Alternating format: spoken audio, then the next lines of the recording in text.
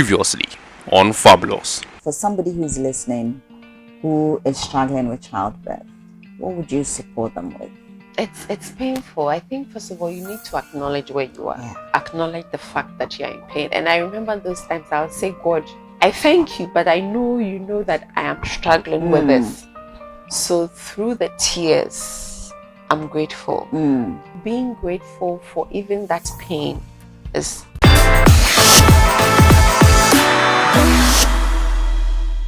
So Nana, we're looking at our children. I know you had talked earlier on about being fully present. I think that there are multiple processes and responsibilities as parents. We're looking specifically at mothers today. What do you feel your vision or your role as a mother? What does it mean to you? So you talked earlier on about I want to be a great mom to my children. What does that even mean?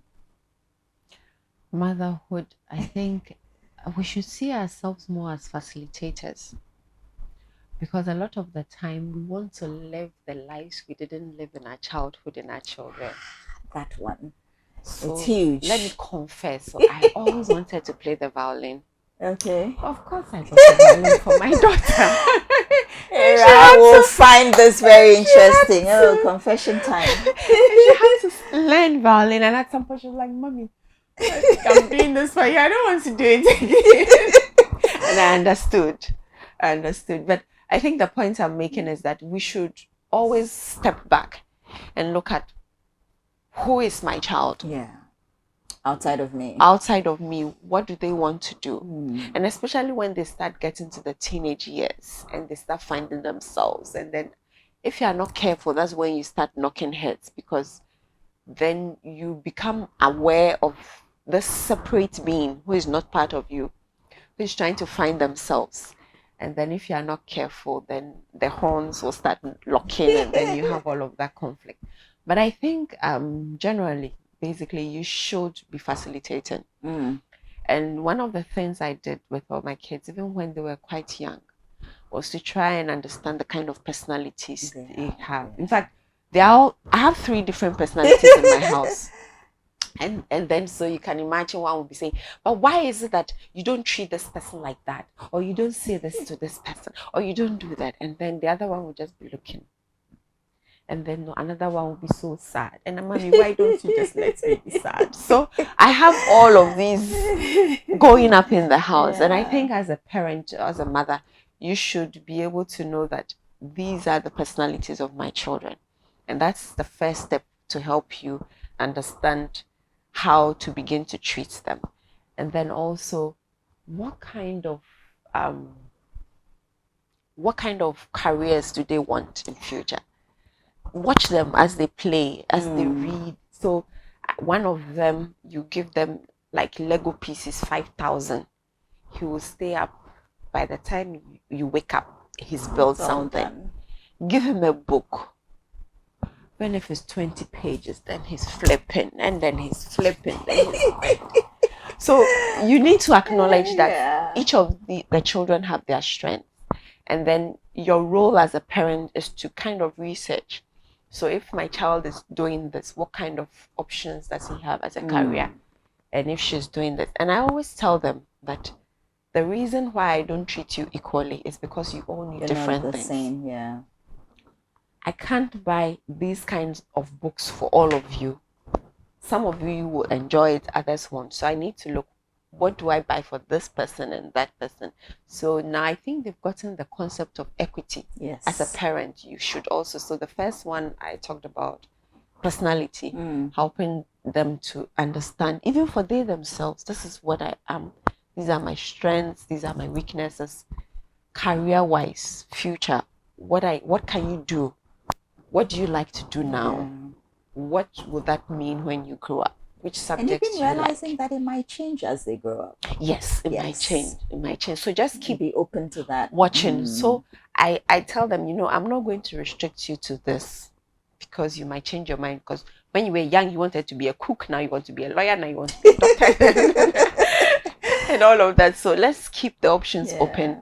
And so maybe when you get to the university level, by that time, you probably will be more clear what you want to do. And so there's that part of it. And there's also the part of equity.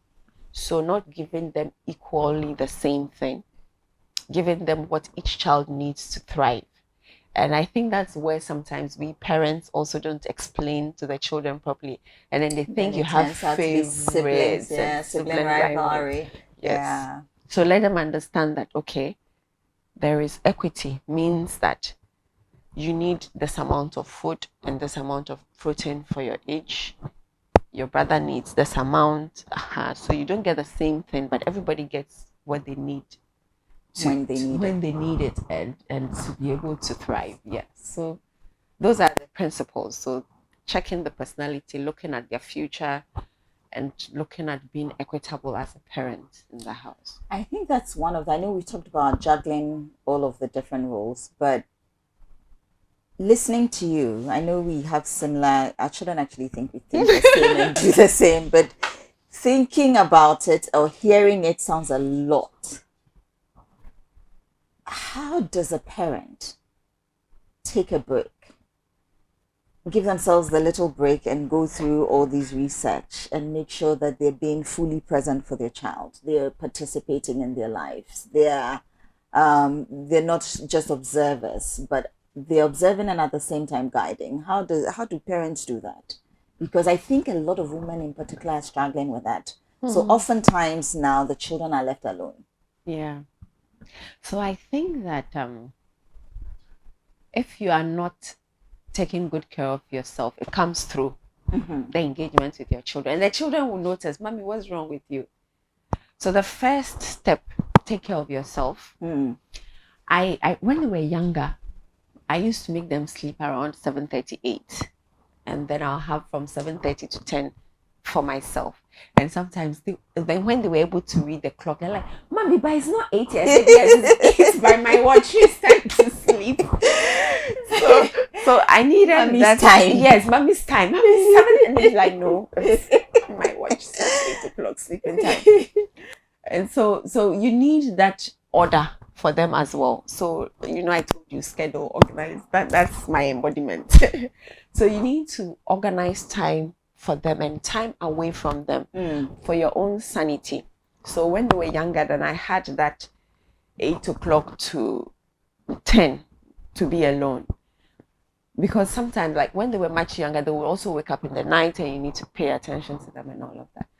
But basically, what I have come to realize is that with the kind of schedule I have, running the business, attending to the foundation and all of that, I won't get 1 month off. But probably I can get a 10 minutes nap in the course of the day, or I can get some 2 hours for myself, or I can get my Sabbath day, my Sunday, where I tell myself I'm not going to do anything, or I can get a long weekend or something. So I think as mothers, let's not look for the 1 month of which you will never get anything. Even when they've moved out. Even when they've moved out. Like this morning, one is in camp, 2 are in boarding house, but I got a call, can you come to me today? So even when they move out, they will still be in touch, and they will still kind of sometimes colonize your whole life if you are not careful. But you need to create those little pockets of time for yourself. So apart from that physical time, you also need to take care of your body in terms of what you are eating. We should know our body types. Yeah. There are certain foods that gives me heartburns. I stay away from it. I know which kind of smoothies work with me.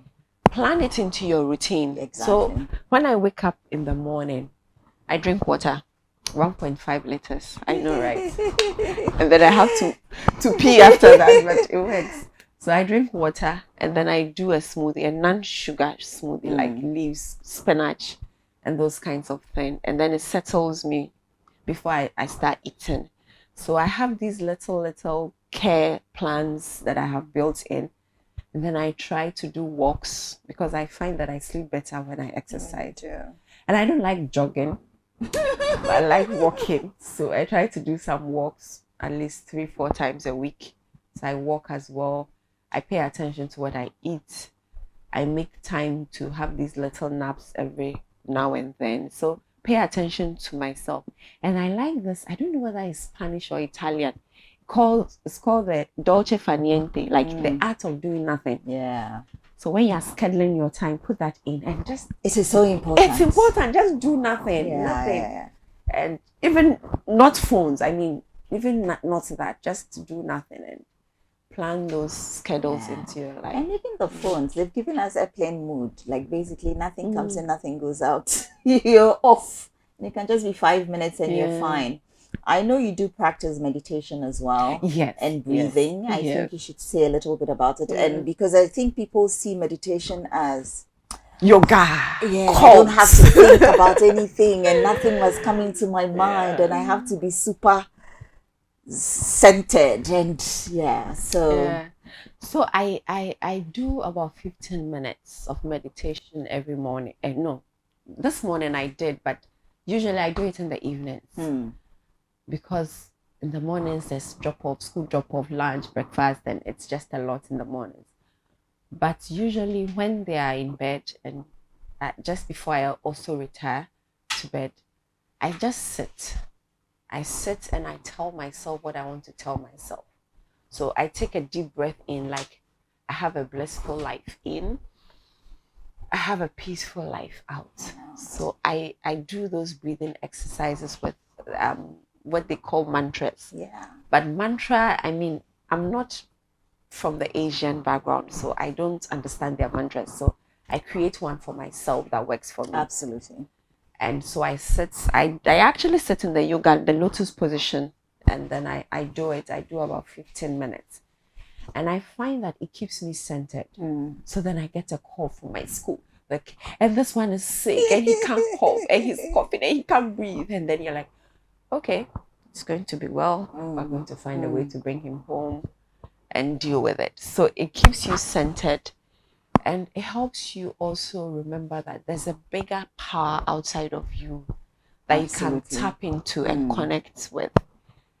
And everything is taken care of. You just need to tap into that source. Everything that's happening to you is not happening to you, but for you. Yes. So it all works out beautifully. It's beautiful. In the end. Yeah.